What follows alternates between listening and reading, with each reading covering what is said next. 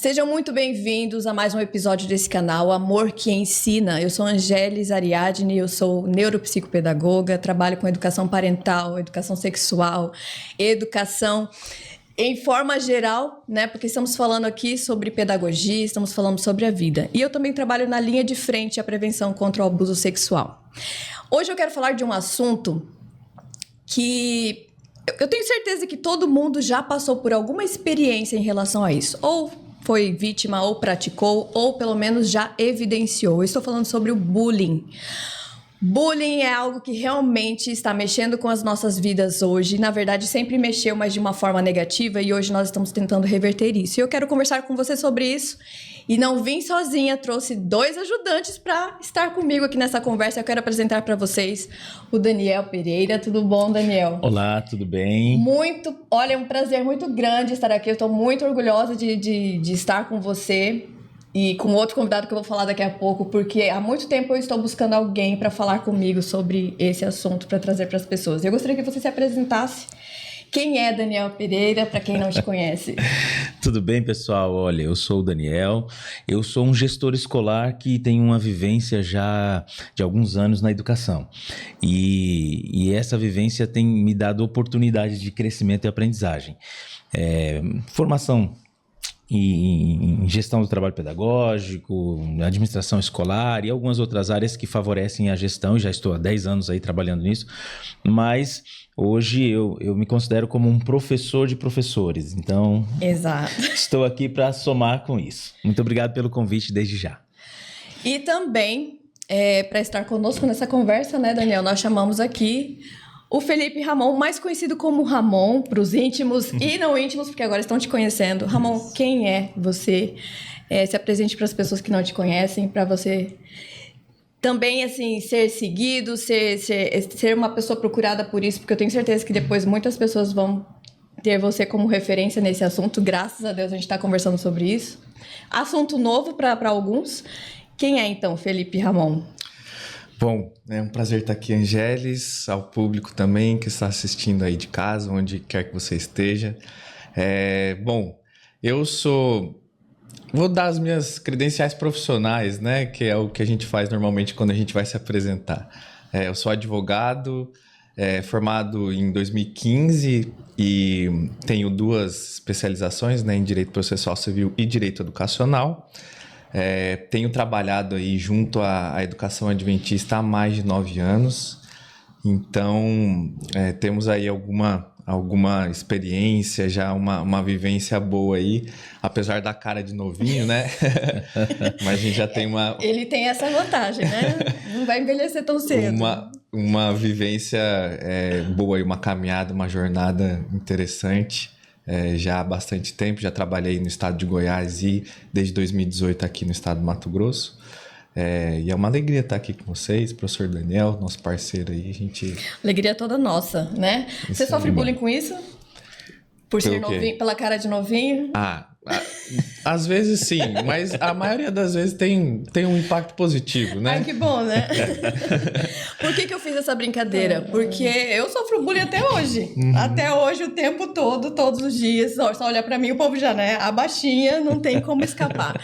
Eu queria conversar com vocês sobre isso. Olhando pro passado, vocês já sofreram bullying? Pode contar alguma experiência pra gente? Eu confesso que eu só entendi o que eu passava, que foi caracterizado como bullying, depois que eu comecei a conhecer sobre o tema. Mas eu passei um desafio na minha infância.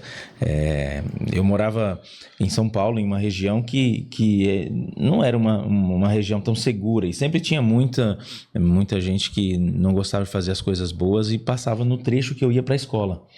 E como eu andava de transporte público, eu sempre descia em uma parada que ficava mais ou menos uns 100 a 150 metros de casa. E lá sempre tinha um rapaz. Nessa época eu acho que ele era um pouquinho mais velho que eu tinha 6, 7 anos e ele um pouquinho mais só. E aí ele ficava me ameaçando, dizendo que ia bater em mim, que ele queria minhas coisas e tal. E ele nunca fez nada, mas a ameaça era uma coisa assim terrível. E eu comecei a sofrer com isso, porque eu não queria descer, eu não queria ir para casa sozinho, porque eu tinha sempre esse cara. E foi várias vezes que ele aparecia, do nada assim, e aí eu ficava ali, agora eu vou ou não vou? É a rua de casa, eu preciso atravessar. E eu ia. Né? E aí ele chegava, às vezes me olhava, me encarava, ou já chegou uma vez ele segurar na minha camisa assim e tal, olha, é hoje que você vai apanhar. E aí meu tio um dia viu. E aí ele tava assim, que era próximo da casa, né? Na hora que viu, ele correu lá e foi lá e me ajudou e tal. E eu passei por, acho que foi o quê? Quase um ano com isso. E aí foi até quando esse rapaz saiu, mudou de lá da região, e aí acabou com essa pressão. Mas nessa época, eu não entendi, eu só falava, é um menino mau da rua, e meus pais sempre falavam isso, né? Você não dava nome, né? Esse menino mau, foge dele e tal. E a gente sempre tinha a gente, por ser cristão, a gente nunca queria desejar o mal e sempre dizia, não, deixa que Deus vai proteger, esse menino vai embora. E de fato aconteceu. Mas naquela época foi muito difícil. Foi muito difícil. E vencemos. Ele era bem maior que você? Não, até que de estatura ele era bem similar. Só que eu nunca aprendi a me defender e nunca fui de brigar, sabe? Nunca. Até hoje, às vezes, em alguns conflitos que aparecem, eu prefiro conversar do que... Mas... Nessa época, eu acho que se eu tivesse me posturado melhor, acho que tinha resolvido, porque 2 ou 3 vezes que um adulto apareceu, ele saiu e ficou mesmo assim, correndo, ele tinha medo das pessoas. Só que eu era aquele que não apresentava o medo, né? E aí ele aproveitava dessa fraqueza e aí seguia. E você, Ramon? Já passei alguns episódios, né? A gente consegue lembrar, assim, alguma coisa, mas eu lembro, assim, alguma coisa que me marcou. Quando eu tinha mais ou menos uns 5, 6 anos de idade, por aí, eu morava em Maringá, no Paraná. Foi ali que eu passei ali a boa parte da minha infância. E aí eu me matriculei no judô, né? Meus pais me matricularam no judô. E eu fazia aula com os meninos da minha idade, no entanto, tinha ali a turma anterior que fazia aula antes da gente, tinha os meninos maiores. E tinha um menino ali que ele sempre ficava para a aula seguinte também. Esperando. E aí eu comecei a fazer aula e tal, e sempre que ele conseguia participar da nossa aula de alguma forma, e ele me batia, assim, ele, claro, por ser maior... ele conseguia fazer os golpes ali, mais experiente, e ele sempre me batia. E toda vez que eu via ele, eu já me amedrontava, porque era uma coisa assim que intimida mesmo, né? Tanto que, sei lá, durou 3 semanas aí essa aula de judô, eu nunca mais voltei pro judô. Você ficou 3 semanas só? Fiquei no futebol mesmo, que era a minha praia, porque judô eu apanhava. Engraçado, o povo coloca os filhos no judô pra poder se defender, pois né? Ele tava treinando com você. Tá vendo? A gente sempre acha uma desculpa. É esse o problema. E é interessante isso, porque nós somos uma geração... Na verdade, a sociedade é aquela da desculpa, né? A gente quer justificar todos os nossos atos. E eu até falo, por conta desse episódio que eu vivi, que por mais que eu estava ali sobre pressão, mas meu pai e minha mãe sempre diziam, olha, não dê margens para isso. Você fica passeando nesse horário. Não é para sair sozinho. E aí eu sempre me sentia culpado por estar sozinho quando o cara aparecia. E graças a Deus eu posso dizer que ele sempre aparecia sozinho. Então não tinha nenhuma situação de maior ameaça porque ele era sozinho. Então eu via, na pior das hipóteses, eu corro. E eu me lembro até de um outro episódio que no final da rua morava um amigo meu. E um dia o pai do amigo meu estava lá na calçada e viu. Aí eu corri em direção a ele, e aí ele deu sinal e tal. Quando eu contei pra minha mãe, ela falou, mas por que você correu pra lá em vez de correr pra casa? E aí eu fiquei pensando, olha, mas a gente tá buscando apoio, por que será que a gente não tá? Você viu alguém ali e se sentiu seguro pra isso, né? Não, depois aí com conversas e tudo mais, meu tio, por acompanhar, também foi lá em casa, conversou com a minha mãe, e aí meus pais entenderam a preocupação, e aí começaram a mudar o horário, me encontrar na parada de ônibus, porque desde cedo eu já tive muita autonomia de ir para a escola sozinho, de ônibus e tudo mais, até por conta da necessidade que os pais trabalhavam, né? Mas é o que a gente vê, sempre a gente encontra dentro desse contexto de desculpa alguma coisa para justificar o erro do outro ou justificar aquilo que não fizemos. E nisso pesa em algumas tomadas de decisão. Porque a gente fica pensando sempre, como que eu vou justificar o que eu vou falar ou o que eu vou fazer? A minha atitude diante daquilo que eu não concordo. E às vezes o silêncio se torna como uma resposta. É melhor ficar quietinho do que eu me posturar ou me posicionar, porque eu sei lá como vai ser a reação das pessoas. Exato. Vamos definir para o pessoal o que é bullying. Para você, Daniel, como que você caracterizaria essa palavra, esse ato? Olha, tem muitas pessoas que trazem termos técnicos sobre isso, mas eu posso falar de forma mais básica e simples. É aquilo que incomoda e é repetitivo. É aquilo que alguém faz que você não se sente bem e que se torna repetitivo. E esse bem tem diversas coisas, que pode ser ou agressão física, ou verbal, ou às vezes psicológica. E hoje tem diversas outras também, até pela internet, né, o cyberbullying. Então, aquilo que incomoda, que não faz bem e você se sente incomodado por alguém de forma recorrente. E você, Ramon, como que você definiria? Bom, o professor Daniel definiu muito bem, Sim. né? Ele colocou de forma bem prática. Eu vou puxar um pouquinho pro termo técnico. Bom, a legislação brasileira ela define o bullying como a intimidação sistemática. Intimidação sistemática, que é perfeitamente o que o professor Daniel exemplificou. Esse ato de alguém numa posição, seja por imposição física ou seja por uma hierarquia ali, dependendo do contexto, exerce essa intimidação, uma pressão, agressões repetitivas, a legislação enquadra como bullying. Tá, vocês dois falaram sobre repetição, então quer dizer que se alguém for fazer uma vez só, não se caracteriza bullying? Não exatamente, assim, a legislação, seria uma agressão.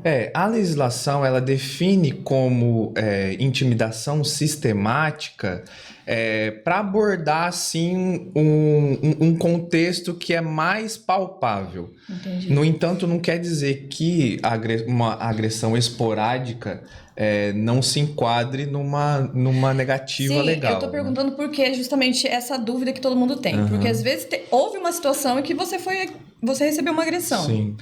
Mas no contexto de bullying, realmente a gente chega e fala, isso acontece há muito tempo, a pessoa faz isso sempre comigo, né? Sim. Sempre acontece, todos os dias, né? Nessa palavra que o aluno chega, a criança fala. Eu também sofri vários tipos de bullying. Porque existe o bullying físico, o bullying psicológico, né? Eu sofri bullying por ser baixinha, isso é normal já, né? Sempre fui bem menor de tamanho, questão da minha sala, eu sempre fui a menor. Eu sofri bullying por ser crente. Eu tinha um colega engraçado, todo mundo... eu já estudei em escolas que não eram adventistas e todo mundo me respeitava, menos um cidadãozinho lá que chegava e falava assim, sua crentinha. Mas de uma forma tão pejorativa, porque ser crente, eu era crente. Isso pra mim era maravilhoso, nunca foi problema. Mas a forma, o tom de voz que ele usava, como se fosse algo... Uhum. E aquilo Poxa, ele é o que você disse... A sistemática, todos os dias, a sistêmica, né? Todos os dias ele chegava. Tudo que eu fazia, sua crentinha. Inclusive, esse dia encontrei com ele. Na hora eu lembrei da situação. Sim. Ele passou por mim, ele nem lembrou, mas eu fiquei com aquela marca, né? E aí, o que aconteceu? Também sofri bullying pela cor da pele, porque eu trabalhei como coordenadora da escola adventista em uma cidade do interior, e onde... prevalece ali os paranaenses, né? E tinha um grupo que a gente sempre se reunia, porque era uma cidade muito pequena, estava começando, hoje é uma cidade bem grande. E a gente fazia PGs, fazia os encontros nas casas dos colegas, e tinha uma casa que eu não podia entrar. Todo mundo entrava, mas a mãe desse amigo meu não me aceitava, porque eu era a pretinha da turma, sabe? Aí as pessoas até falam assim, mas você nem é negra. Eu falei, não, eu sou negra, eu tenho metade da minha família é negra e metade não é. Mas você tem cabelo liso. Então sempre a justificativa, sabe? Não, mas por quê? Não, mas você... Gente, não tem nada a ver. Pra ela eu vou respeitar, é a casa dela. Só que doía muito. Sim. Quando eu falo pras pessoas hoje, gente... sobre isso, muita gente fala, a gente estava conversando agorinha, a pessoa é muito cheia de mimimi hoje, todo mundo sofre isso, todo mundo tem que ter o casco grosso, né, porque todo mundo tem que passar por isso. Só que quando você lembra, né, da época que você sofria, pensa, como era a tua reação? né? Como que doía. Qual o sentimento que vem no seu coração quando você se recorda, né, dessas situações que você passou? O que você passava naquele momento, né? E o que vocês passavam por... que tipo de sentimento? Isso que eu quero saber. O que vocês sentiam naquele momento que sofria? Você falou que você ficava travado. Sim, eu nunca tive muita reação. Mas, sabe, falando exatamente sobre essa questão, além da reação, né? Como lidar com... Eu não sei se eu posso dizer como diferenças de culturas, né? Sim. Coisas que aconteciam, a forma que as pessoas falavam. E assim, a gente já viveu muito com termos que hoje se considera pejorativos no contexto até de bullying, que para nós não éramos, né? Eu sempre fui chamado de neguinho. O neguinho. Eu sou negro, beleza. Mas quando esse menino falava assim, agora eu vou te pegar, neguinho, cara, doía em mim. Porque eu sei que aquele neguinho é dizendo, agora eu vou te acertar. Pejorativo, né? Entrava num outro local, viés. Exatamente. Às vezes eu em casa hoje, eu tenho uma filha pequena e eu chamo ela de neguinha. Vem cá, minha neguinha, vem dar um abraço no papai. E aí, às vezes eu penso, será que quem não está no contexto vai ouvir, vai dizer, olha, tá com racismo com a menina só porque ela é negra? Ou é pejorativo por conta do jeito de chamar? Por conta da sociedade que vivemos. E eu ouvi muita gente falando que não dá para justificar as ações por conta da cultura. Não dá para justificar pelas gerações. Antigamente não tinha, agora tem. O mimimi que a gente costuma falar. Mas tem coisas que, se a gente não pensar com sabedoria, a gente acaba usando, repercutindo e criando situações de bullying sem ter a consciência disso. Tem até uma frase que eu até anotei para que não esquecesse, sobre essa questão das palavras, porque na maioria das vezes quem fala não percebe a intensidade da gravidade do que ele está falando, da mesma forma de quem recebe, né? E essa frase aqui, eu nem sei que autor aqui, que eu acabei não conseguindo encontrar, mas assim, palavras machucam, feridas na alma não cicatrizam tão facilmente. Por conta de que eu falei, e em algum momento ou outro a gente fala, gente, desculpa, é porque eu falei sem perceber, mas já falei. Eu sou impulsivo, acabo falando demais. Mas quando a gente está falando sobre situações de pessoas, lidar com o outro, palavras, elas sim, são coisas que machucam.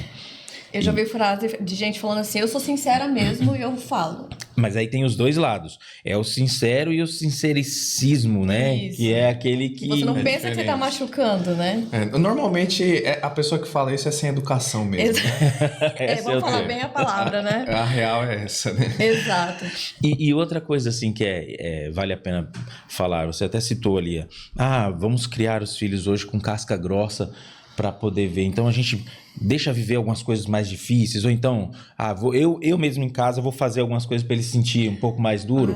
Gente, difícil. Aí eu escutei uma pessoa falando assim, você anda se ralando no chão, nas paredes para criar casquinha, para poder você ficar com a casca grossa no contexto da vida? A gente machuca, a gente sai. Mas você não. Hoje eu vou escolher aqui que eu quero minha mão um pouco mais grossa. Eu vou ralar no chão aqui para criar casca. A gente não faz isso. Então, automaticamente, eu também não quero criar situações para que o outro viva para dizer, não sou para engrossar o couro. Mas, ao mesmo tempo, cabe, eu acho que essa é a parte principal do contexto bullying, a conversa. Criar enredos para fazer com que, desde pequeno, eu entenda o meu lugar social como cidadão que cuida, que ama, que zela, e que eu não me torne aquele que não vai cuidar, não vai amar, não vai zelar. Ramon, por que você acha, né? Qual a sua opinião? Por que as pessoas praticam bullying? Bom, é um tema muito amplo, né? Assim, porque o bullying ele acaba sendo um fenômeno social, hoje em dia muito debatido, antigamente era pouquíssimo debatido, quando havia esse tom pejorativo, essas perseguições, essas insinuações. Isso era tratado de uma forma um pouco menos grave do que é tratado hoje, mas hoje a gente vê as consequências dessas repetitivas, né, insinuações pejorativas. Eu acredito que hoje tem aumentado muito assim, os casos, tanto porque tem um contexto maior de discussão mesmo, sempre aconteceu? Sempre aconteceu. No entanto, hoje a gente... Hoje as pessoas...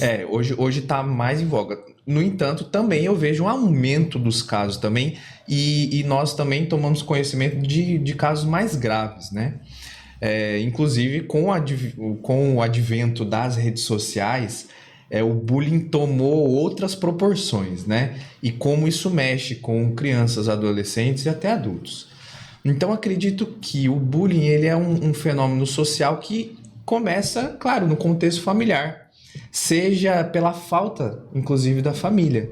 Lá na primeira infância, quais são os exemplos que essas crianças têm?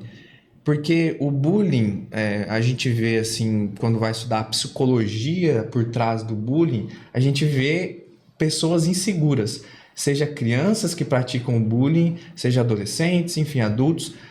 É a manifestação de alguma insegurança interna que ela precisa se posicionar intimidando outros para tentar encontrar o seu lugar no mundo, para tentar encontrar o seu espaço, na forma de intimidação.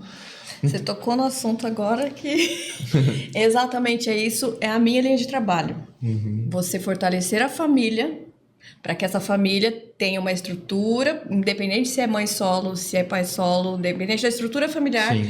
você dá a devida estrutura para aquela criança, para que ela consiga viver no mundo. Nós fomos, acho que Ramon não, né? Mas nós fomos criados por pais autoritários, uma geração de educação autoritária, né? Mas você acha que isso, Daniel, contribuiu para que as crianças... O Ramon acabou de falar, realmente, crianças que estão inseguras, né? E isso, querendo ou não, a gente mostra isso na nossa vivência, né? Na escola, na igreja, no bairro. Uhum. E isso, às vezes, o que é mais espertinho, mais velho, consegue enxergar essa insegurança e se aproveita disso. Você acha que as famílias têm essa contribuição aí nesse bullying? Nós temos até uma premissa que roda muito assim, o mundo é dos espertos. Então, com essa frase, a gente acaba ensinando muita coisa, desde o lar, né? De casa quanto na escola. Então, aquele que consegue se destacar com uma melhor fala, ele consegue mais espaço. Aquele que não consegue com a fala, mas vai com a força. Uhum. Aquele que não consegue de uma forma, vai pelo apelo, pelo choro, pela tristeza. Então, tem diversas estratégias de se colocar em algum lugar, uma posição social. E em casa, eu entendo que é a base para a formação disso. Quando a gente recebe, por exemplo, alunos na escola que apresentam algum sinal de que está sofrendo alguma coisa ou que não está bem, a primeira pergunta é: como que é a sua casa? Como que as coisas acontecem no seu lar? Uhum. E na maioria das vezes, a gente identifica um problema que não é da escola, não é do ambiente escolar. Aí a tratativa muda, porque a gente já começa a tratar agora com a família. Como essa criança chegou para depois tratar sobre o problema ocorrido, às vezes até na escola. E essa lição, essa forma de ensinar, não tem livros, não existe um manual, existe vivências e soluções com diálogo, com conversa, resgatando coisas. E claro, existem os profissionais hoje, principalmente da área da psicologia, que conseguem resgatar coisas que a gente às vezes não quer falar, não quis falar e viveu a vida com isso, para depois desatar aqueles gatilhos que a gente consegue viver e vivenciar e encontrar, inclusive, na vivência das escolas. Muitas vezes o bullying, pode ser uma manifestação de um pedido de socorro, né? Principalmente no contexto infantil. Pode ser um sintoma de algo que essa criança está experimentando em casa, né? Experiências... E está reproduzindo. E está reproduzindo. A criança, ela repete as coisas, né? Ela aprende e ela replica. Então, pode ser que na maioria dos casos é um pedido de socorro. Existe um contexto por trás. E aí que entra o trabalho... do contexto familiar em parceria com a escola. Porque muitas vezes é uma família que desconhece, tem um sistema ali, tem uma forma de viver, e a escola e a educação adventista, ela preza muito por isso, ela muitas vezes chama a atenção da família para esses ajustes que precisam ser feitos, né? Sim. Agora, você falando na sua área pra gente, o bullying é crime? Bom, hoje ele está tipificado no Código Penal. O que é o Código Penal? Assim, só para o pessoal de casa que não é muito familiarizado. O Código Penal é onde os crimes estão estabelecidos, crimes e penas. Então, hoje o bullying está inserido ali no Código Penal. A Lei 13.182, ela veio em 2015 para elucidar, né, o que é o bullying e implementar um sistema nacional de combate ao bullying. Primeiro pontapé. Isso, foi o primeiro pontapé. Olha 2015. Como é recente, né? 2015. 10 anos. Que a gente tem uma legislação mais específica. E desde então esse tema vem ganhando corpo. Existem outras legislações, a Lei 14.100 de 811, se eu não me engano. O pessoal pode procurar depois em casa. Que ela modifica também o próprio ECA e o Código Penal, instituindo o bullying e o cyberbullying como crime. Como crime mesmo. Fala pro pessoal o que é ECA, do Estatuto da... ECA é o Estatuto da Criança e do Adolescente, isso, né? Então, ali no ECA, no Estatuto da Criança e do Adolescente, já existe... o tema já é tratado ali, só que essa lei de 2024, ela vem ali para colocar de forma mais específica, tanto no Estatuto da Criança e do Adolescente, quanto no Código Penal. E muitas vezes a gente acha, não, é coisa de criança, os pais não serão responsabilizados. Alto lá, um engano muito grande. O Código Civil, ele institui no artigo 932, que é responsabilidade dos pais os atos dos filhos menores. Então você quer dizer que se o filho praticar... Pode ser que os pais respondam. Então, já escala um pouquinho mais, né? Isso é bom chamar atenção para esse fato, porque aí as famílias podem despertar um pouco mais para esse problema. Muitas vezes é tratado, não, isso é coisa de criança, deixa que eles se resolvem, ou coloca toda a responsabilidade de resolução desses eventuais conflitos entre as crianças, colocar assim, conflitos, né, entre aspas, porque isso não é conflito nenhum. O bullying, ele por definição, já é uma intimidação, então não é parelho a coisa. As famílias acham que é problema só da escola. Não, a escola que tem que resolver e não se envolve. Isso é muito grave, né, professor? E assim, o que eu acho legal, que a partir da legislação e do conhecimento dela, criou uma separação, sabe, do que de fato é bullying. Porque no início ninguém conhecia e achava que não tinha. De repente surgiu o tema... Qualquer coisa agora é bullying. Olha, o menino tropeçou no outro. Não, é porque fica bullyingando ele, porque tropeçou todas as vezes. Não, mas peraí, quantas vezes tropeçou? Não, caiu uma vez. Ele derrubou a mochila do meu filho. Tá, mas por que ele derrubou? Qual foi o incidente? Então, muitas recorrências e usando o termo.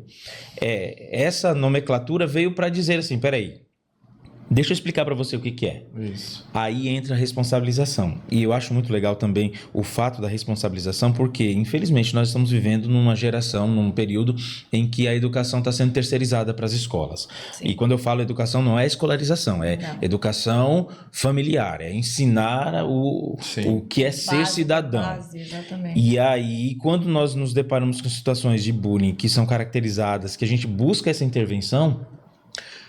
Tem vezes que as famílias digam, não, isso é coisa que a escola pode resolver. Cadê? Vocês já fizeram palestra sobre isso? Eu não vi a professora mandando uma tarefinha de casa falando sobre esse assunto. Mas peraí, esse assunto tem que ser em tarefinha de casa? Não seria o contrário, eu trabalhar em casa e com a escola reforçar o não e proibir isso acontecer? Nós temos, inclusive, o nosso código de ética que diz sobre quais são as sanções que existem para esse aluno que pratica isso. Sim. Mas, e os pais, no ato da matrícula, olham ali, assinam, estando cientes disso. Mas muitos não leem, né, Danilo? E esse é um dos nossos maiores desafios. Poucas pessoas querem estudar sobre alguns assuntos. Querem conhecer a fundo sobre isso. E quando nós falamos sobre isso, quando apresentamos situações, eu não sabia, eu não entendi. Eu nunca tinha percebido. Então, peraí, qual é a percepção que tem? E eu acho que o ponto forte também em cima disso é a percepção e acompanhamento dos filhos. Aqueles pais que são próximos, que conversam, que têm abertura, inclusive, de conversa com os filhos, ele consegue perceber aquele que está sendo vítima ou aquele que está sendo agressor. Porque conhece o filho e sabe que pode estar acontecendo isso. E aí, a hora das intervenções, quando a escola sinaliza, ele já tem noção. Não, filho, vem cá, a gente já estava conversando sobre esse assunto. Escola, olha, é uma coisa que eu já percebi. Então, essa é uma percepção que a gente, inclusive, fala para as famílias. Olha, olhe para os seus filhos, cuide deles, ouçam o que eles estão falando, porque às vezes eles não falam com palavras, né? A maioria das vezes não é com palavras. Eles falam com ações, falam com respostas. Por que a escola me convidou 3 vezes seguidas porque meu filho empurrou alguém na escola? O que ele está querendo dizer com isso? É importante observar a interação, né, dos filhos com os amigos, né? Isso daí vai dizendo, mesmo que o filho não relate com palavras, essas interações, como que o seu filho se comporta socialmente, como que ele se envolve com os coleguinhas. Isso daí é muito importante. E o professor puxou um ponto muito interessante, que é, hoje em dia, existe a terceirização da educação, né? Os pais querem colocar toda a educação sob a responsabilidade da escola. Ou enfim, da igreja, o contexto ali que a criança está inserida, que não é no lar. O legislador, ou seja, quem planejou a legislação brasileira, na própria Constituição Federal, institui-se ou se coloca que a educação ela é um direito de todo cidadão, mas responsabilidade de toda a sociedade. As famílias, as escolas, as instituições de ensino, o Estado e a sociedade em geral. Então, a educação, ela é uma responsabilidade de todos. Todos esses agentes estão envolvidos. E onde que a criança... Da onde que parte a educação? É em casa. Família. É na família. Então, a escola, ela faz parte do contexto da educação, da formação de cidadãos, mas no ponto do ensino. A escola, claro, vai contribuir para a formação daquele cidadão em diversos aspectos, nas relações sociais, nas interações... De até hierarquia, né? Aprender a respeitar a autoridade do professor em sala de aula. No entanto, ela ensina, ela tem a responsabilidade do ensino, as matérias ali. O que a escola faz assim com excelência é ensinar as matérias, matemática, geografia, enfim. Mas isso não tira a responsabilidade da família em contribuir para a formação daquele cidadão que está surgindo ali na sociedade. Então, a identificação e existe a responsabilização dos pais no contexto de situações que podem estar infringindo o direito de outras crianças, ele é fundamental nessa discussão aqui do bullying. É fundamental o envolvimento da família. É claro que a escola também precisa, né, estar atenta e identificar as situações, os problemas. Inclusive, a escola, se ela for conivente, ela pode ser também responsabilizada, né? A gente não está fugindo desse aspecto aqui.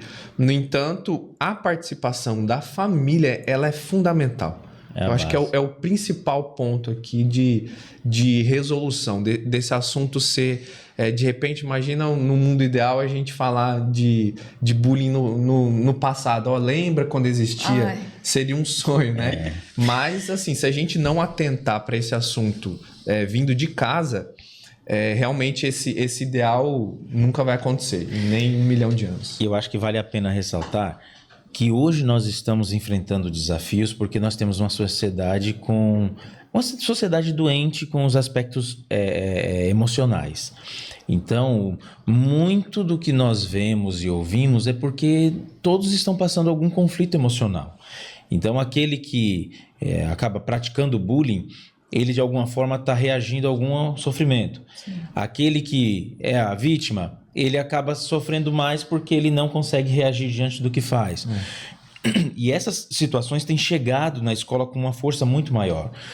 Nós, como educação adventista, nós buscamos, e está na nossa visão e missão, que é a restauração do ser humano, a versão original de Deus, no contexto de formação completa, né? Que é o físico, mental e espiritual. E fazer isso dentro do contexto sala de aula envolve um todo. Todas as pessoas precisam fazer isso. E a gente costuma falar muito isso dentro do ambiente escolar, que o zelador é um professor, que o porteiro é um professor. O professor em sala de aula é o que tem mais contato, mas os demais todos ensinam. E como ensinam? com o cuidado, com o amor, com carinho, com boas palavras e tudo mais. E aí a percepção de cuidado, ela vai se abrindo a partir de quando a gente conhece quem são os nossos alunos. Eu sei que aquele aluno todo o tempo é sorridente, é brincalhão, tá sorrindo com todo mundo. Hoje ele chegou calado, amanhã tá calado de novo. Uma semana sem reação. Alguma coisa tem. Algo está A errado. mudança de comportamento, né? E aí a gente já busca ali com a família, olha, parece algo diferente. Às vezes eles revelam de forma mais rápida. Por exemplo, cartinhas. A gente já encontrou cartinhas ali, com nome, inclusive, sou fulano de tal. E dentro que está escrito, a gente vê que são falas de coisas que eles não conseguiram falar em casa, transcreveram para um papel e deixaram em algum lugar para que alguém pudesse ver e apresentar. Às vezes até para o professor, porque sempre há um professor que você vai se identificar, né? Exato. Nós que somos pedagogos de base, a gente sabe bem esse contexto, porque a gente às vezes tem mais contato com a criança do que a própria família. Sim. E o que ele falou, é na escola que ele vai demonstrar. Por quê? Porque é no lugar que ele sai de casa. Sim. Então dentro de casa ele vive aquela forma de educação e ele vai demonstrar isso na escola porque é o lugar onde ele convive. Eu tenho feito muitas escolas de pais. E eu percebi assim, não só dentro da rede adventista, mas fora, né, principalmente na rede pública, a busca hoje pela direção escolar, pela conscientização desses pais, sabe? Trazer isso. Então, a gente está trabalhando diretamente com isso. Por quê? Porque é o que ele falou. A gente precisa trabalhar isso na família, infelizmente. Por quê? Não é só isso, né? Nós temos parece que o mundo está lutando contra as famílias. Nós estamos tendo um ataques, nível, né? de desestrutura familiar que é tão grande que eu falei, não, essa vai ser minha missão e a gente está assim...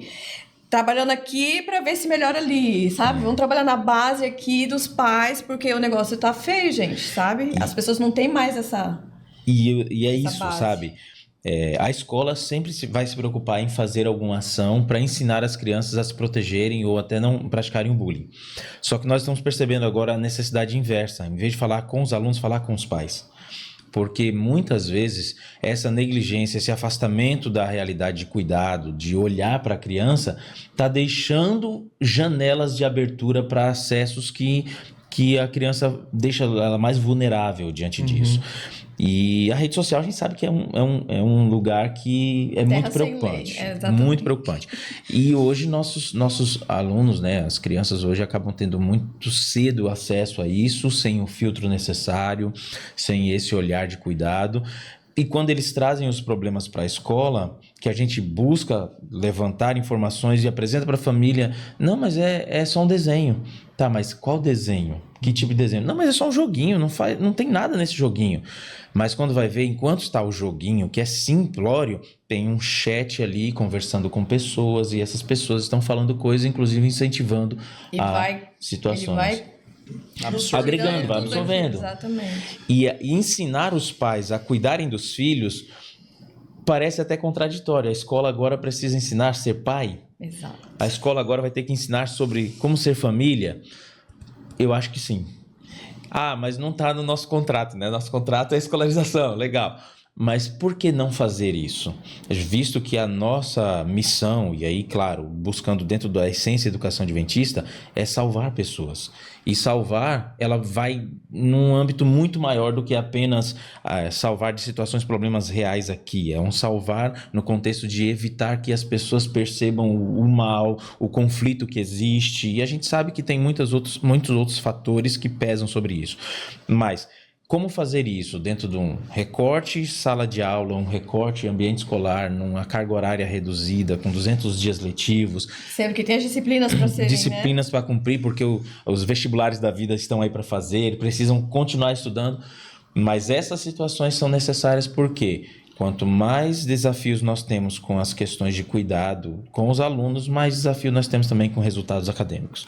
E aí vai na base, né, Daniel? Não adianta só ali na criança. Sendo que todo dia tem um porquê que a criança está agindo daquela forma. O adolescente está agindo, está reproduzindo. Então a gente vai lá na base, por isso que a gente está indo atrás dos pais. Eu vi uma imagem muito legal essa semana. No quadro da sala de aula, uma sala de aula vazia, e no quadro de sala de aula estava lá o desenho assim, uma escola diferente, uma escola melhor. Aí é como se fosse assim, a escola estava querendo incentivar uma escola melhor. E aí em cima de cada carteira tinha um nomezinho. Eu não consegui comer bem para vir para a escola. Meus pais me bateram porque... Antes de chegar na escola. Então, aí cada cadeirinha tinha uma situação. Ou seja, esse é o público que chegou. Quando chega uma escola diferente, como é que você vai conseguir fazer diferente com cada realidade que cada um está vivendo? Como que você vai conseguir apresentar uma solução para um problema como o bullying, que é tão abrangente, se dentro de cada casa os alunos estão enfrentando um desafio pessoal e às vezes até o próprio bullying do pai. E eu ouvindo uma palestrante falando sobre isso, falou assim, tem pai que vive bullyingando o menino, fazendo bullying com ele, porque acha, é brincadeira de casa, é brincadeira com meu filho, eu tô fazendo ali. Mas isso eu tô ensinando ele a ser assim. Ele vai replicar esse comportamento. Automaticamente. E isso faz com que ele chegue na escola e olhe o cenário e fala, é assim que meu pai me ensinou, é assim que eu vou reproduzir. Pra ele é normal, né? Em casa, então, claro que ele vai fazer isso. Pra ele não vai doer. Gente, esses dias viralizou uma mulher que falou sobre o bullying que o filho e um amigo tinham feito a um professor. Viralizou mesmo, sabe? E me chamou muita atenção a fala dessa mãe. Primeiro porque ela não estava dando a mínima para a escola ligando. Amei o papel da escola, sabe? A escola atrás, tentando resolver. E aí, depois de um momento, ela atendeu essa ligação e descobriu o que tinha acontecido. E o que aconteceu? Esse menino e o amigo ficaram rindo do professor, né? E ela falou várias falas ali, assim, bem pejorativas. E ela quis dizer que isso era normal, que as pessoas não tinham que rir, que a escola não tinha que estar falando disso, porque todo mundo faz isso. E é o que eu vejo de muitas mães, sabe? Muitos pais chegam e falam, gente, mas todo mundo faz. Você também sofreu. Por que agora com o meu filho... E isso a gente estava falando, né? Tomou uma proporção tão grande a fala dessa mãe. Só que, graças a Deus, foi uma proporção negativa. As pessoas começaram a dar apoio ao professor, sabe? Eu já sofri bullying de professor. Às vezes o professor tá na sala, vê o outro coleguinha, ou então alguém da escola, sabe? Vê. Agora eu quero perguntar para você, Ramon. A pessoa que vê, tá ali vendo uma situação, às vezes até uma pessoa de autoridade, como eu falei, o professor, e não faz nada. Isso traz problema para ele também tá praticando bullying com isso, só de ver e não fazer nada? Bom, a gente sempre pensa aí que nesses casos omissos, né? No contexto escolar, é responsabilidade da escola o cuidado, a guarda daquelas crianças enquanto elas estão no ambiente escolar. Então, se a escola é conivente repetidamente, ela vê acontecendo, existem evidências disso, a criança já comunicou os pais, já comunicou a autoridade escolar e a escola não faz nada, absolutamente nada. Às vezes tem câmera na escola. Exato. Mostra que a pessoa não fez nada, né? A pessoa não fez reiteradamente nada, a escola ela pode ser responsabilizada não como bulinador, digamos assim, né? Colocando de forma, usando um termo aqui não tão técnico, mas ela pode ser responsabilizada em parceria com quem bulina, entendeu? Então ela pode... Sendo conivente. Sendo conivente, ela pode responder também. No entanto, ela não vai ser exatamente penalizada, enquadrada no crime de bullying, né? Tecnicamente falando, mas terá a sua parcela de isso, culpa, né? de responsabilidade, né? Pela omissão, porque enquanto aquelas crianças estão na escola, aqueles menores estão no ambiente escolar, é responsabilidade da escola o dever de guarda delas, né? Então é claro que existem situações que às vezes a escola ou a autoridade escolar não vê, não identifica, e aí, claro, isso vai ser trabalhado dentro do direito. Mais um trabalho para você, né, Daniel? Sempre. Porque você precisa treinar, você precisa toda a equipe, não é só os professores, mas todo mundo, como você disse. A criança convive com o faxineiro, com a pessoa da lanchonete, a secretária escolar, a orientadora, todo mundo entra no bolo, né? E você precisa desse treinamento para todo mundo. E aí é que entra a ideia do cuidado. Porque eu não preciso entender da legislação para saber que eu preciso cuidar. Eu não preciso entender ou caracterizar um bullying para poder olhar e dizer assim, poxa, eu posso intervir diante daquilo. E se eu estou observando que todos os dias aquele aluno fica ali, aquela criança começa a provocar o outro, eu posso chegar para ele como autoridade no contexto de ser um adulto, maduro, pensante, e dizer assim, meu filho, o que você está fazendo não é legal. Que tal você mudar a sua postura? Ele está se sentindo mal. Você não precisa criar técnicas ou ameaças. Vai para o disciplinar, vai ser suspendido, vai levar advertência. Não, trata para consciência. Para de pensar, olha, se você fizesse, se fosse ao contrário, você ficaria feliz com isso? Então, trazer a consciência daquela atitude. E quando você fala assim sobre a responsabilização desse que está ali assistindo lá, nós temos uma sociedade hoje bem negligente nesse contexto. E a gente vê muito em alguns vídeos quando acontece alguma briga, algum acidente no trânsito, alguma coisa. Primeiro passo das pessoas é pegar o celular e filmar. Em vez de chegar lá e deixa eu atender. Gente, o cara caiu da moto, tá lá rolando no asfalto quente, mas não, peraí, deixa eu gravar primeiro, depois eu vou lá prestar assistência pro cara. Ou em vez de ligar para um socorro, Mudou os papéis, né? E aí eu prefiro me ausentar, porque eu não tenho nada a ver com isso. E esse eu não tenho nada a ver com isso está acontecendo muito também com as crianças. Eles já começaram a entender que se não é comigo, o problema não é meu. Se não falou comigo, não chamou meu nome, eu não vou intervir.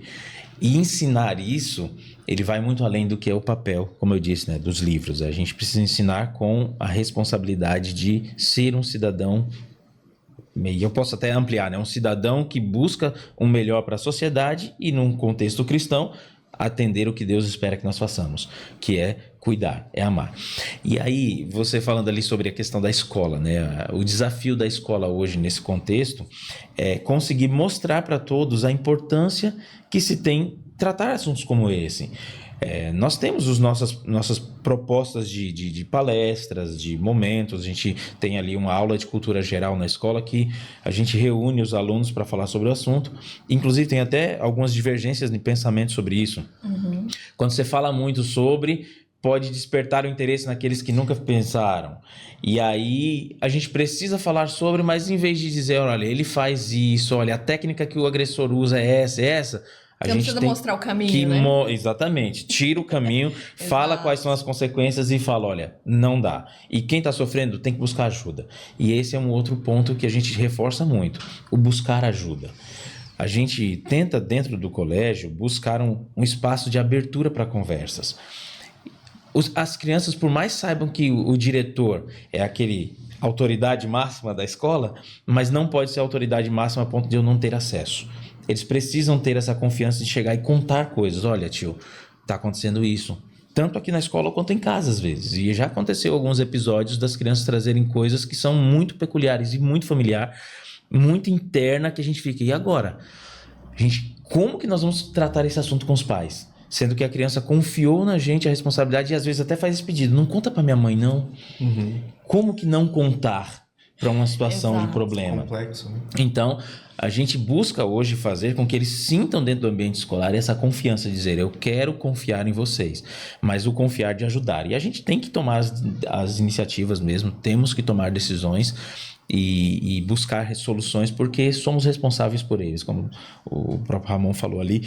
Dentro do ambiente escolar, entrou ali, é nossa responsabilidade. Então, nós vamos fazer por isso. Sobre o que ele falou, que eu perguntei, né? A pessoa que está vendo... também viralizou um vídeo num podcast, a mulher disse sobre um grupo de WhatsApp, né? Geralmente a gente não sabe o que está acontecendo dentro desse grupo, o seu filho está ali participando, e a história que viralizou, que ela contou que os pais moveram um processo contra uma das pessoas, né, do grupo, porque estava fazendo bullying com o seu filho dentro do grupo, tá? Ela fez o processo para esta pessoa específica. Mas quando chegou na mão do juiz, o juiz entendeu que todo mundo teria que ser punido. Por quê? Todo mundo do grupo, né? Até os que não falaram, os que riram, porque ele falou assim, bullying tem plateia. Se tem plateia, então todo mundo precisa ser responsabilizado. Ele, né? O que aconteceu? Cada pai do grupo teve que pagar R$15 mil.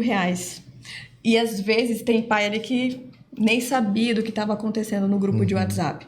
Então, assim, eu percebi que alguns estavam rindo, então esses sabiam, e outros não sabiam de nada da história, sabe? Então, é essa preocupação. A gente vai ter um episódio mais pra frente sobre cyberbullying, que é uma coisa que está crescendo demais. Sim. Mas agora eu trouxe vocês justamente para dar essa base, para falar sobre o nosso dia a dia no presencial. Porque as crianças convivem umas com as outras, e o que eu percebo muito, gente, é assim, quando o espectador, o observador, ele muda de campo e ele se torna ali um ajudante, um auxiliador da pessoa, da vítima, muda o contexto. A vítima parece que se sente mais segura. E aí, é como você falou, não tinha nem... Quando eu sofri, eu não tinha nem coragem.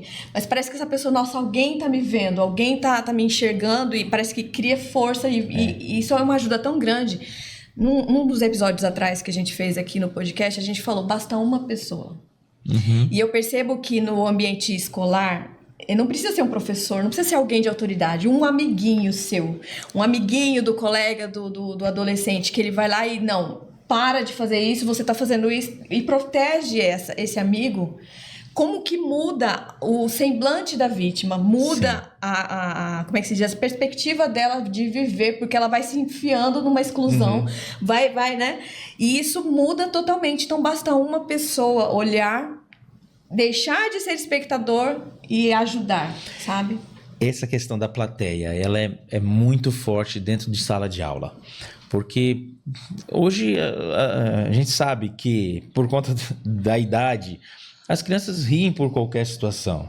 E às vezes, quando acontece uma situação de bullying, eles vão rir porque naquele momento está todo mundo rindo.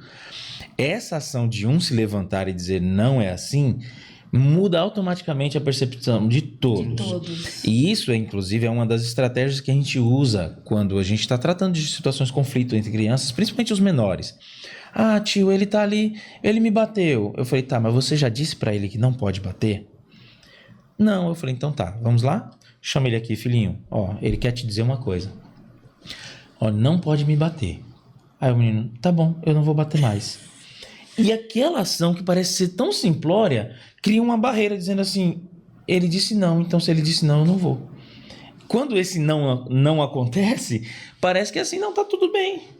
Em sala de aula, a mesma coisa. Se eu tô fazendo alguma coisa e os outros estão rindo, tá tudo bem, gente. É legal. Tá todo mundo rindo, beleza. Quando um se levanta e ri, pessoal, essa risada não foi legal. Não foi assim. Não é pra ser assim. Aconteceu de novo, todo mundo já pensa, será que eu vou rir ou não? Não vou rir, porque já disseram que não. Então, a gente ensina muito essa postura de eu preciso cuidar para que eu também não me torne um envolvido ou ter que pagar um processo por causa de um grupo de WhatsApp que eu acabei só batendo palminha por conta de uma ação.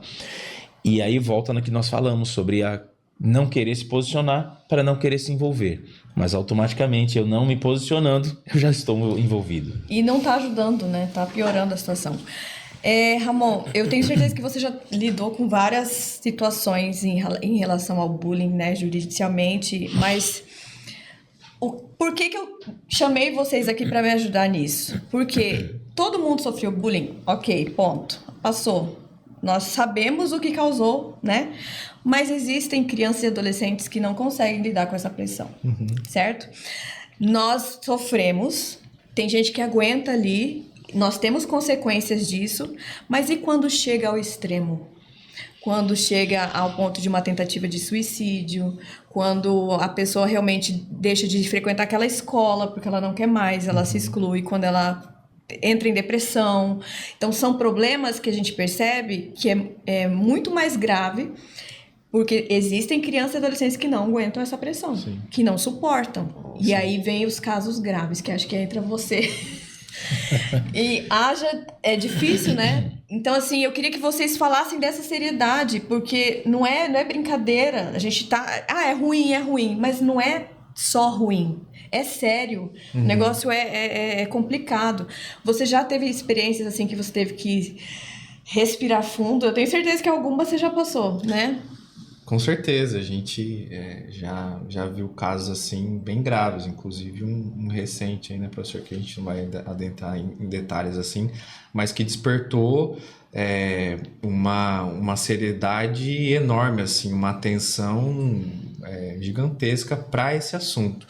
E muitas vezes é negligenciado, né? Ah, não é tão sério, é coisa de criança. Mas esse olhar atento, tanto da família, quanto da escola, quanto, enfim, de quem presenciar situações dessa, é essencial. Aqui eu posso mencionar um caso público que foi eu esqueci o nome da moça que acabou atentando contra a própria vida, porque ela foi atacada em massa na internet por um suposto envolvimento que ela teve com um famoso, se eu não me engano era o Whindersson Nunes. Isso. Ficou comprovado depois que era mentira, e essa menina acabou atentando contra a própria vida devido a essa enxurrada de ataques sistemáticos e que se estenderam durante um tempo. Ela não aguentou psicologicamente e foi às vias de fato, e acabou acontecendo essa tragédia. Naquele momento se levantou o debate com o assunto, só que daqui a pouco, 2 semanas depois, já tem uma outra notícia e fica tudo já esquecido novamente. Exatamente. Então, assim, a sociedade precisa despertar para esse assunto, para a seriedade disso, não tratar como, não, é coisinha de criança, de adolescente, porque realmente é grave, a depender, e assim, é uma crescente, né? Nunca começa assim no estrondo. Começa pequenininho, a criança vai sofrendo intimidações, aquilo vai crescendo, aquele sentimento de vazio, de indiferença vai crescendo dentro da criança, isso pode acarretar numa tragédia. Então é importante todos os pares da sociedade se atentarem para esse assunto e não tratar como se fosse qualquer coisa, né?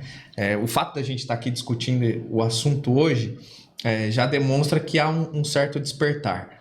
E isso deve ser cada vez mais recorrente.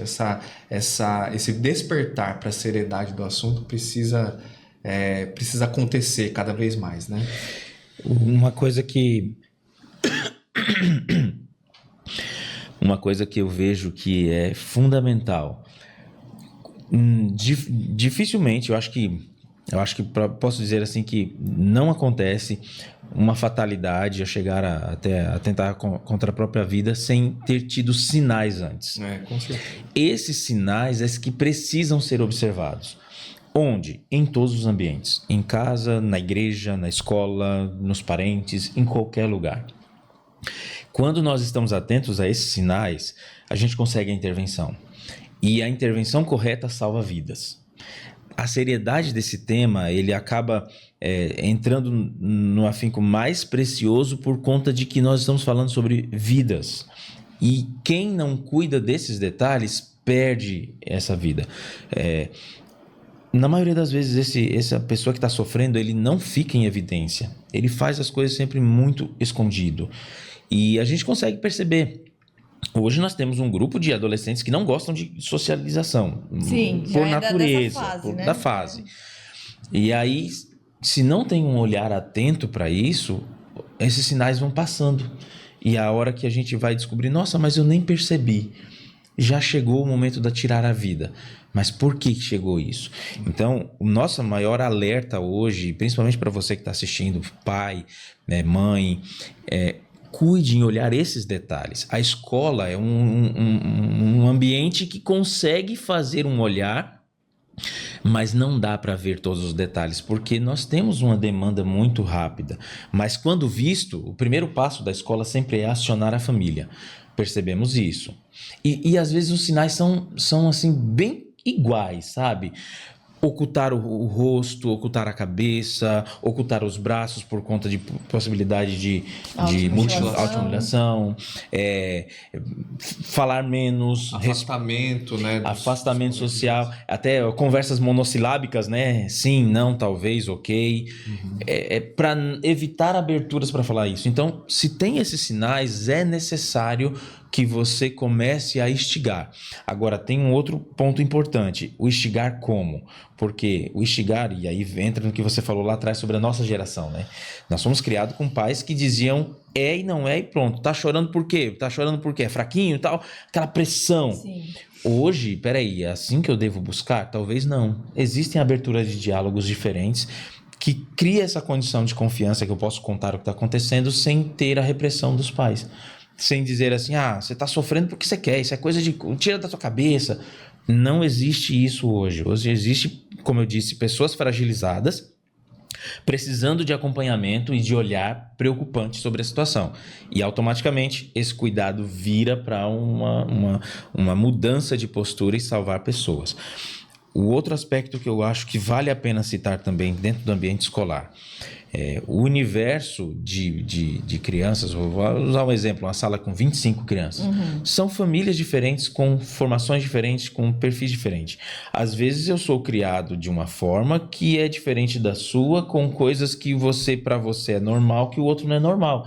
Então entender o respeito e o limite do outro também faz muito sentido nessa questão do cuidado. Porque às vezes quando a gente vai tratar situações com os pais, professor, mas isso aí é simples. E aí volta naquele vídeo da mãe, né? Falando, a escola não precisava me ligar para dizer que o menino estava rindo de um professor. Sim, precisava ligar mesmo. Porque tá rindo por quê? Tá falando sobre o quê? E o bullying, ele... Não tá rindo de algo que ele disse, uma piada ou coisa não assim. foi. Tava rindo do professor. E aí entra os aspectos físicos, que acaba sendo um dos maiores fatores do bullying. O outro é também as questões de culturas, até pessoas do jeito que falam. Não, fala com linguagem nordestina, já é um motivo de falar. Não, é do interior. E vai criando condições com essas falas que vai segregando e criando incomodações. E essa forma que as pessoas vivem precisam ser alertadas. Eu preciso entender o limite do respeito. Eu preciso dizer para o outro que aqui é o meu limite e eu preciso dizer não para isso. E eu, como pai de uma criança, se eu vi que alguém foi incomodado, eu fui acionado pela escola, alguém disse para mim, eu preciso sim dizer para meu filho, não é assim, não funciona assim. Internamente talvez eu diga, mas para mim isso é simples, mas é para você, não é para o outro precisa ser respeitado. Ô, professor, e essa multiplicidade de origens, né? Porque você lida, como você falou, você está lidando ali numa sala de aula com 25 universos diferentes. E é para isso que existem as regras na escola.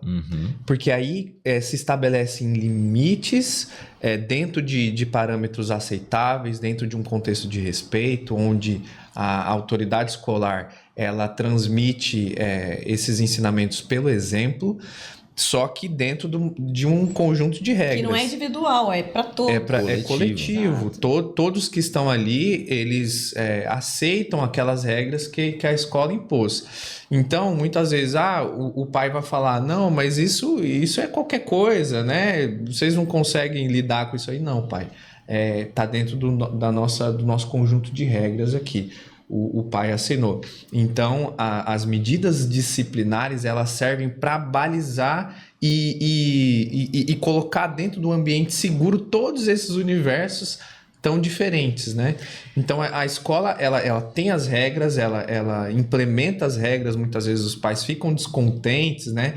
No entanto, o trabalho que tem sido feito é deixar claro e os passos, né? Olha, pai, aconteceu isso, vamos chamar para conversar. Repetiu novamente, aí suspensão, aí se torna mais recorrente, a medida que a escola pode tomar, olha, esse aluno já não pode mais fazer parte do nosso contexto. De repente, alguma outra escola pode aceitar esse tipo de comportamento, mas aqui não.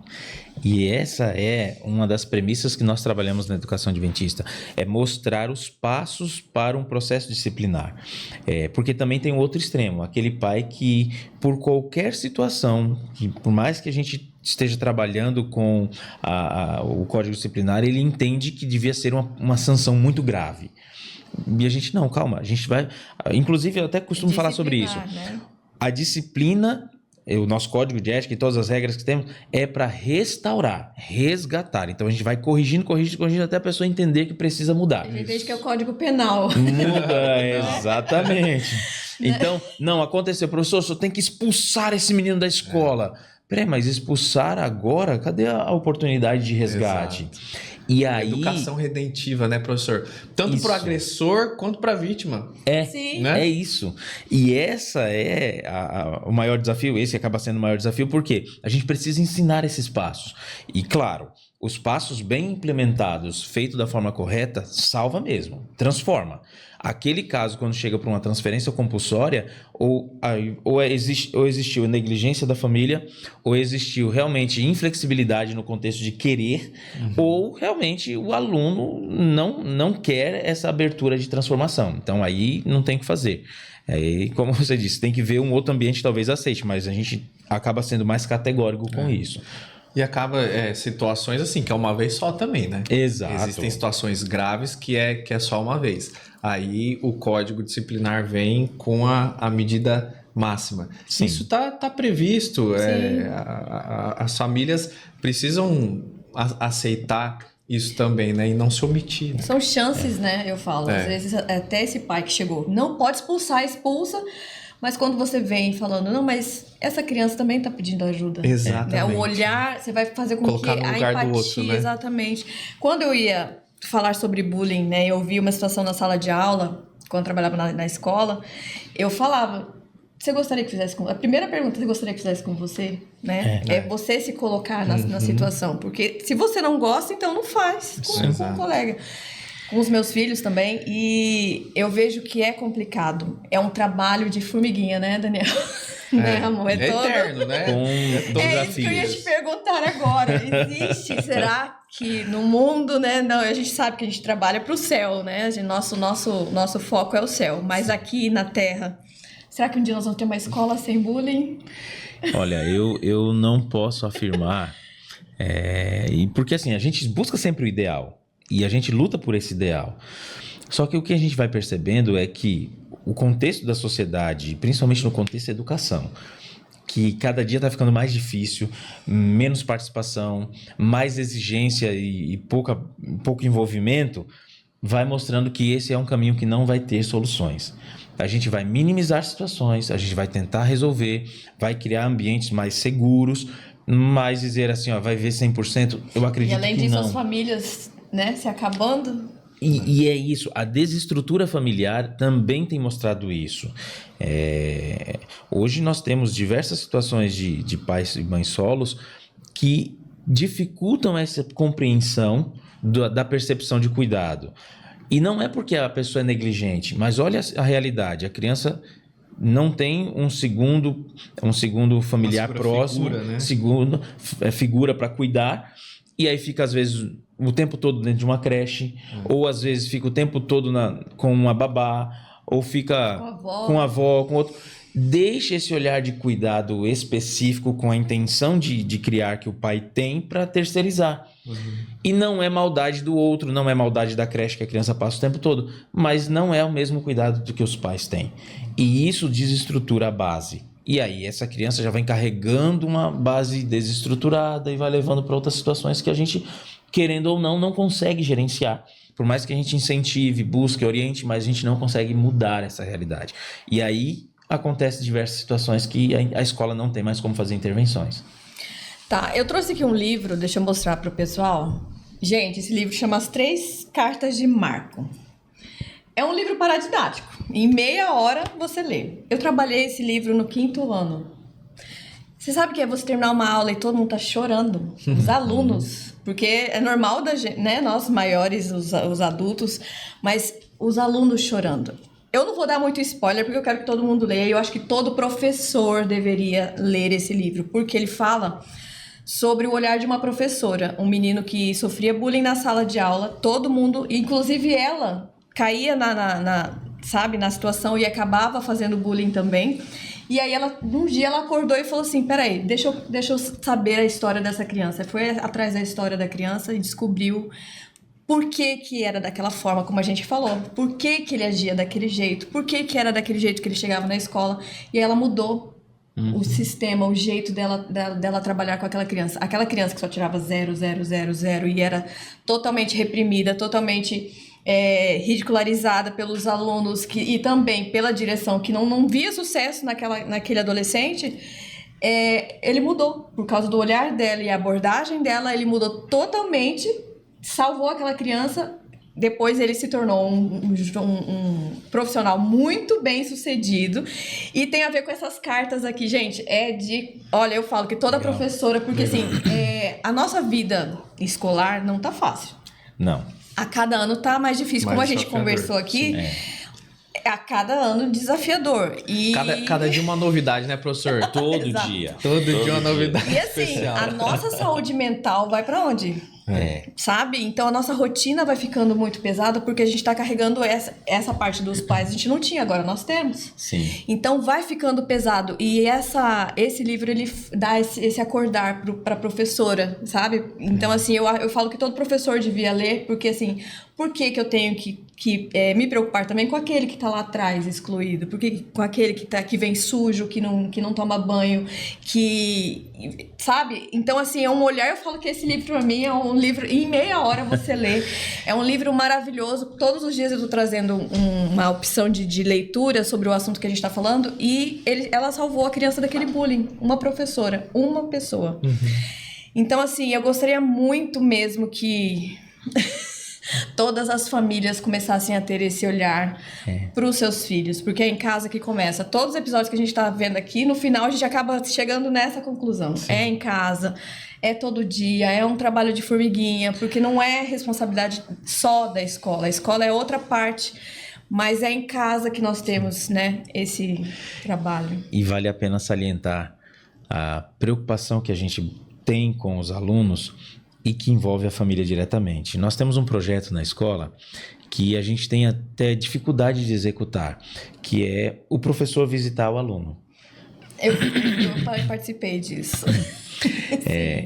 Antes nós tínhamos mais acesso. Quando a professora dizia assim, olha, pais, eu queria fazer uma visita para conversar com você.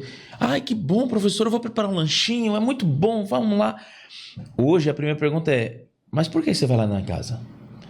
Não, eu não gostaria de receber você em casa. Nossa. Meu filho fez alguma coisa errada, você precisa ir lá na minha casa? Então, esse distanciamento tem feito com que a gente tenha mais dificuldade de acessar a realidade da criança. E não é porque a gente quer ficar resolvendo coisas familiares. Não, a escola não tem realmente esse papel. Mas entender a cabecinha da criança quando chega na escola muda a chavinha do professor para ensinar. Deixa eu só explicar, Daniel, para o pessoal que não sabe, porque nós somos da rede adventista, a gente sabe. A escola adventista, ela tem, né, esse projeto em que os professores, eles, durante o ano escolar, eles visitem a casa dos seus alunos. É um projeto maravilhoso porque a criança se sente tão amada pelo professor, a família também é acolhida, e agora, com o passar do tempo, como você falou, a gente está tendo essa dificuldade, porque os pais não aceitam, né? Não aceitam. Não estão mais aceitando tanto como era no passado. E baseado nesse livro, que eu não li, agora já estou curioso e quero ler. Você lê em uma sentada, rapidinho. Me parece que é esse o contexto, conhecer o contexto da criança para poder resgatá-la. E eu já ouvi diversas histórias, já vi reportagens falando sobre isso, de crianças que realmente tinham uma dificuldade enorme para poder chegar à escola. Eu não pedi direitos autorais, mas a gente tem um funcionário hoje que ele viveu isso. Ele morava muito longe da escola e ele passou a vida escolar lá, saindo 4 horas da manhã de casa, estudava durante a manhã, à tarde ele fazia o estágio, que era aquele estágio que a gente faz, e pegava o ônibus para ir para casa a partir das 6, chegava em casa às 8 da noite para 4 horas da manhã seguinte sair. E ele venceu todo o ensino médio e a gente deu oportunidade de trabalho. Hoje é um funcionário que soma muito na instituição. Mas por quê? Ele tinha uma dificuldade e ele venceu essas etapas. Mas as notas dele, às vezes ele dormia em sala de aula.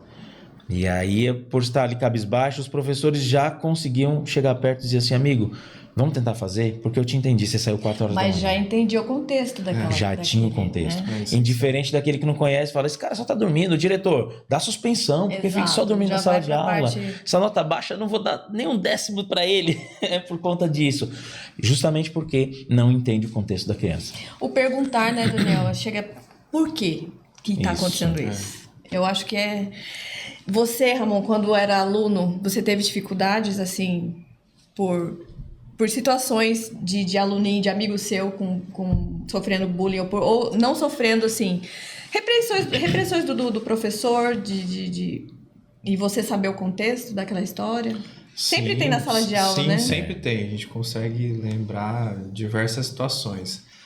Comportamentos que são replicados por problemas em casa ou por desestrutura em casa, a criança acaba tendo comportamentos que são ruins ali dentro do ambiente escolar. Mas eu queria, assim, chamar atenção para um ponto. Toda essa discussão que a gente está tendo aqui, tudo que a gente abordou, né? E hoje, quem dera a gente não tivesse que ter uma legislação apontando para um crime ou uma responsabilização por conta de um comportamento repetitivo de intimidação. Quem dera a gente não tivesse isso. No entanto, houve esse despertar, inclusive do próprio da sociedade que se organiza através de leis, de regras, para que esse assunto fosse tratado com a devida seriedade e houvesse um despertamento de todos os envolvidos. Como a gente está falando aqui, os pais, eles podem ser responsabilizados pelas atitudes dos filhos, inclusive até tendo que pagar indenizações pelo sofrimento alheio. Claro que isso, e é pobre isso, né? Você tem que pagar dinheiro pelo sofrimento que causou uma pessoa. Não resolve, claro que não resolve, mas é uma forma de doer um pouquinho, doer né? no um e amenizar a situação. Doer no agressor, quem negligenciou, enfim. Quem dera a gente não vivesse nesse mundo onde tem que ter uma lei dizendo o que não se deve fazer. A gente tem uma lei nova agora, a Lei Henri Borel, né, do menininho que sofreu com o padrasto e tal. Sim. Também pega um pouco nessa parte de... Porque as babás viam a situação. Aquilo acontecia recorrente. Então, esse olhar para a criança, né? Você está vendo que está acontecendo uma violência, você deve falar, você deve intervir, você tem que fazer o seu papel como cidadão. Né? Porque eu trabalho na casa, eu sei o que está acontecendo lá e não vou me meter porque... Pode acontecer uma tragédia, né? Sim. Se não há esse olhar atento, né? Esse olhar humanizado para os diferentes tipos de comportamento, né? Como o professor falou. Isso é um ponto essencial, a mudança de comportamento da criança. Às vezes ela tinha um tipo de comportamento e aí, de repente, começa a mudar, ela começa a se afastar. Esse é um ponto de atenção e a família pode identificar isso, né? Os colegas, às vezes, se tem essa abertura de falar com o professor, professor, estou percebendo a minha amiguinha aqui, fulaninho e tal. Eu já aconteceu isso comigo, eu já tive que falar para os meus professores, quando eu era pequeno, uma mudança de comportamento. Olha, ele não era assim e tal. Não assim no sentido de dedurar, sim, mas de chamar atenção. Ajuda, né? Porque eu também tenho a formação inteira na instituição adventista, tenho essa bênção na minha vida. Então existia um ambiente confortável para fazer isso. E a gente deve cada vez mais contribuir para esse ambiente, cada vez mais não hiperprotetivo, mas redentivo, né? Educativo, onde em todas as hierarquias, desde do zelador até o diretor, haja esse respeito e haja essa abertura para identificar e também ser informado de determinadas situações, né? Eu sei que a gente não vai conseguir blindar os nossos alunos dessas realidades, dessas situações. Mas eu consigo já notar de forma bem significativa o aluno que está num colégio que tem essa preocupação, que tem esse cuidado, indiferente daquele que não tem. E a gente recebe como educação adventista diversas famílias, diversos lugares, e alguns trazem algumas histórias. Professor, já passei por escolas que não se preocupavam com meus filhos. Já passei por escolas que eles sofreram situações e não recebemos uma ligação. E hoje eu estou muito feliz, porque pode cair um cisco no olho, vocês estão ligando, olha, está ali e tal. Esse é o tipo de educação que nós esperamos. Claro, não vamos ser perfeitos e, infelizmente, como seres humanos falhos, a gente não consegue atender. Mas já existe uma diferença significativa. E eu até falo pela experiência, também estudei praticamente toda a minha vida na educação adventista e trabalho já há um bom tempo também com a educação adventista. Eu consigo perceber que essa preocupação traz um certo conforto. Nós tratamos sobre o bullying, nós falamos sobre essas situações, mas nós não temos uma recorrência tão grande de situações por conta de todo o trabalho que é feito. Tanto o prévio quanto o pós, né? Sim. E o cuidado. Então já Antes, cria durante e depois. Exato, cria um ambiente mais confortável. Agora, eu ouço colegas, por exemplo, que já trabalharam em outras instituições, professores que trabalham em outros colégios, que contam assim: professor, eu não sei como eles conseguem viver. A criança sofre e a gente não consegue fazer muita coisa porque não temos esse apoio. Então, hoje o nosso apelo diante disso é: busque esse apoio, busque olhar, porque uma escola que cuida automaticamente é uma escola que preserva. E a gente busca essa E Daniel visão. cuida mesmo. A gente foi assistir um jogo de futebol. Eu falo pra você que geralmente eu acompanhava meu filho que jogava nos amistosos, e nunca o diretor tava. Quando eu vi você lá, Daniel, semana passada, eu olhei, o Daniel tá aqui, o diretor da escola aqui. Eu achei muito legal. E é legal. Porque assim, você estando ali, você dá apoio, você dá segurança, porque há a tal da hierarquia, né? Você como diretor lá em cima e os alunos. Então você quebra isso, é muito legal, você tem essa abertura. Parabéns por isso, Obrigado. tá? Quando eu te vi lá, eu falei, olha que legal. Comentei com meu esposo ainda, falei, olha que legal. E isso, inclusive, assim, é porque o diretor é bacana, legal. Eu gosto disso porque, enfim, eu gosto de estar perto e esse é um estilo de gestão minha, mas eu também entendo que, como pai, eu me sinto mais seguro se eu sei que a liderança da escola do meu filho está acompanhando todos os passos. Sim. E essa era uma situação, inclusive, atípica. Nós estávamos com o nosso colégio fora, nós fomos fazer um amistoso em outra escola. E eu falei, eu tenho que estar lá, sim, eu tenho que cuidar dos meus filhos. Até porque se acontece alguma coisa, né, amor, vai cair na conta de quem? Exato. E eu sou um torcedor, na verdade, dos meus alunos, né? Eles estavam jogando lá, verdade, então eu queria. verdade. E conseguimos uma boa vitória de 6-1, então saímos de lá muito comemorando. Foi muito legal por conta dessa proximidade.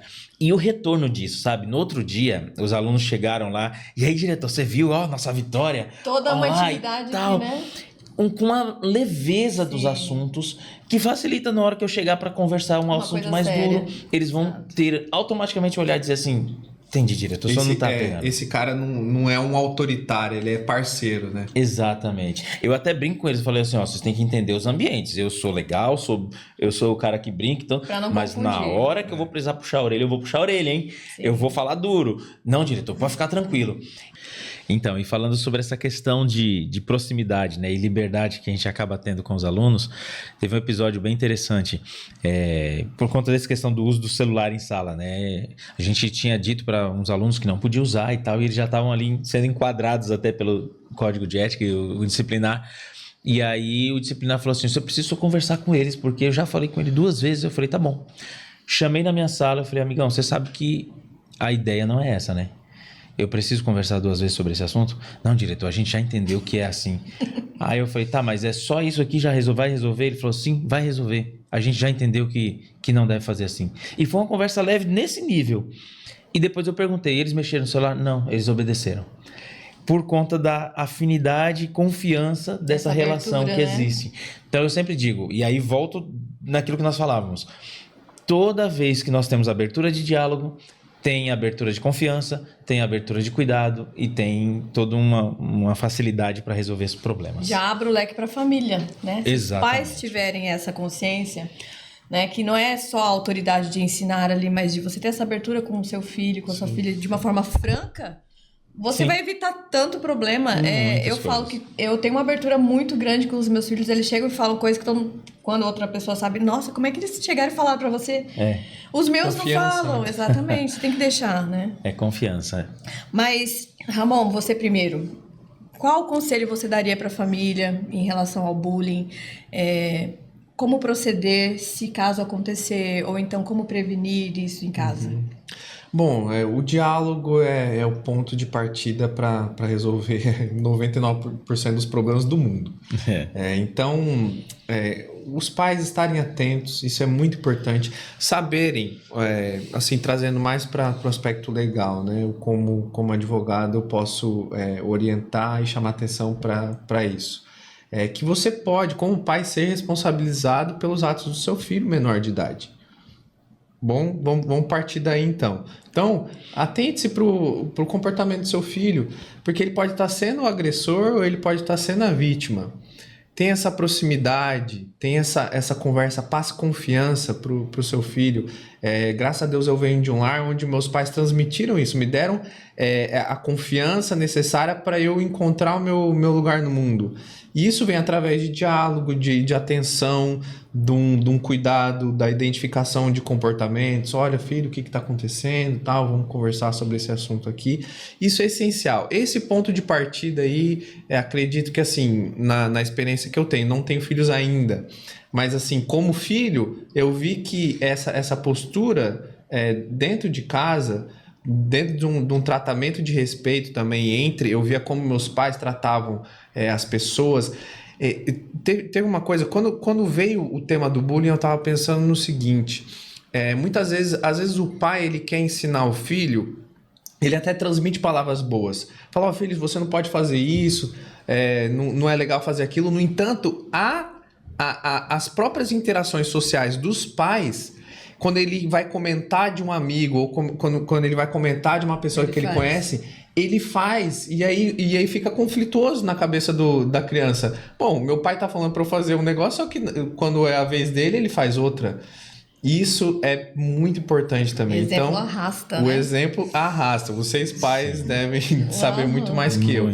Mas se eu posso dar alguma contribuição nesse sentido, seria isso. Claro que eu não estou no meu lugar de fala aqui para saber como educar filhos. Mas como filho eu posso falar o que foi importante para mim, né? E se atualizar, né? Buscar informação. Hoje a gente tem a internet aí à nossa disposição. Tem muito conteúdo bom. Claro que tem o lado terrível da internet.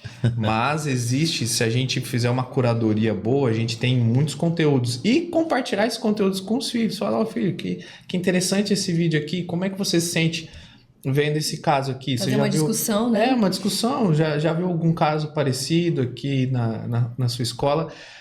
Essa proximidade, claro que dá trabalho você educar. É claro que dá trabalho, mas afinal de contas, o que a gente quer que os nossos filhos, o que a gente quer que a nossa sociedade vire, né? Qual que é o futuro que a gente espera? Se a gente não se envolver e colocar realmente a pele em jogo, a coisa não vai acontecer. E todos na sua esfera de atuação, né? Isso, se eu pudesse contribuir com alguma coisa dentro desse assunto do bullying, seria a proximidade, a atenção e o envolvimento. Isso E você, acho Daniel? Que é isso. Se eu pudesse hoje fechar com um conselho especial para as famílias, eu diria que o primeiro passo é buscar a Deus. E como um gestor cristão, eu entendo que a Bíblia é um dos livros que ensina muito. Inclusive, nesse assunto, a gente tem alguns textos bíblicos que falam muito sobre isso. Lucas 6, versículo 31, fala assim, façam aos outros o que você quer que eles também lhe façam. Então, se eu quero o bem, eu vou fazer o bem. Outro conselho legal, que é inclusive sobre o poder da fala, né? A língua tem um poder sobre a vida e sobre a morte. E Provérbios 18, 21. Forte isso, né? Então, a gente precisa cuidar. E aí, o conselho de Efésios, né, 4, 29, que diz assim, nenhuma palavra torpe saia da boca de vocês, mas apenas o que for útil para edificar os outros. Então, vale a pena buscar a instrução de Deus, a instrução na Bíblia, para poder alcançar bons resultados, tanto para ensinar, quanto também para repreender. E como escola a gente sempre busca das famílias essa abertura, né, para conversarmos e falarmos dos assuntos e buscar salvar e cuidar, que é o que a gente gosta. Gente, quantas horas aqui? Um assunto que dá pano para manga, né? Vamos dizer assim, a gente não falou nem metade do que é, né, esse assunto. Mas eu falei para vocês e a gente quer fazer realmente mais episódios sobre isso, para falar da parte digital também, que é muito polêmico hoje em dia. Mas eu gostaria que as pessoas também conhecessem vocês em relação ao dia a dia de vocês, que seguissem. Ramon, fala para as pessoas das suas redes sociais, onde que as pessoas podem te encontrar, caso queiram algum conselho, não só sobre bullying, né, mas na sua área de trabalho. Sim. Tem o Instagram, rede social que eu mais uso, apesar de não postar tantas coisas, mas é Ramon Fonseca, né?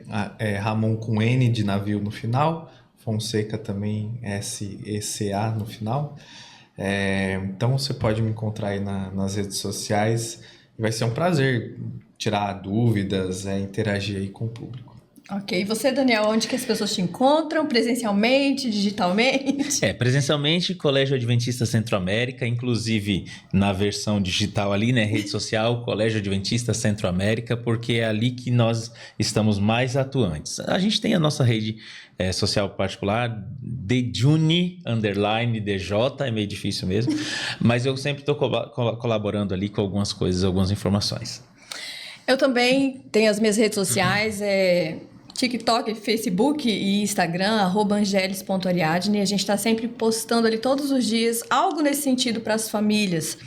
Então, não fique só aqui, né, nesse podcast. Nossa, foi tão gostoso hoje, mas todos os dias você pode entrar dentro da internet, né, que a gente falou, e hoje não tem mais desculpa. A internet tem vários assuntos muito pertinentes em relação à família. O que eu falo para vocês, duvidem disso aqui que a gente está falando, não acredita mesmo, vai pesquisar, vai atrás, busquem conhecimento para que a gente melhore. O nosso intuito aqui é realmente ajudar as famílias na sua base, na sua estrutura, para poder melhorar o mundo em si, da criança, do adolescente. E eu espero que você tenha aprendido assim como eu. Siga aí esse podcast. Está começando. Eu espero que você tenha gostado desse assunto, que você esteja gostando dos outros episódios. A cada domingo um episódio novo, sempre pertinente às famílias. Se inscreva, que é muito importante para nós, para que esse canal cresça. Curta, compartilhe, coloca aí nos comentários se você também sofreu algum bullying, se você sofreu com isso e o que você fez para suportar. E hoje, como está a sua vida? Melhorou? Seus filhos passam por bullying ou não? Qual é a sua sistemática dentro de casa? Compartilha aí com a gente, que a gente vai ter o prazer de conversar com você também. E qualquer dúvida tá aqui, ó, duas pessoas referências nesse assunto, um gestor escolar, um advogado, que também trabalha nessa parte de não só educação, né? Mas ajuda também nessa parte, então que vocês tenham eles como referência. Já colocamos aqui na descrição as redes sociais e espero que você goste mais uma vez, assim como eu gostei demais, gente. Muito obrigada, Daniel. Muito obrigada, Ramon, pelo tempo disponibilizado aqui para vocês, de tirar vocês da agenda de vocês. Mas, assim, eu gostei demais, foi edificante. Essa palavra para mim é edificante. Foi um prazer estar aqui, Angélis, trocando essa ideia, né? Aprendendo um pouquinho, trocando experiências. E eu tenho certeza que Deus vai ajudar cada um que o busca, né? Exato. Nos diversos temas da vida. E um tema que a gente tratou hoje, né? Que é o tema do bullying. Com certeza Deus tem instruções poderosas para cada um de nós, né? Verdade. E como gratidão, eu sempre digo, educador tem até essa premissa. Quanto mais falamos sobre educação, mais aprendemos sobre ela. Então, para mim foi um grande aprendizado. Muito obrigado pelo convite. Obrigada a vocês, gente. Até o próximo episódio. Tchau, tchau. Tchau, tchau.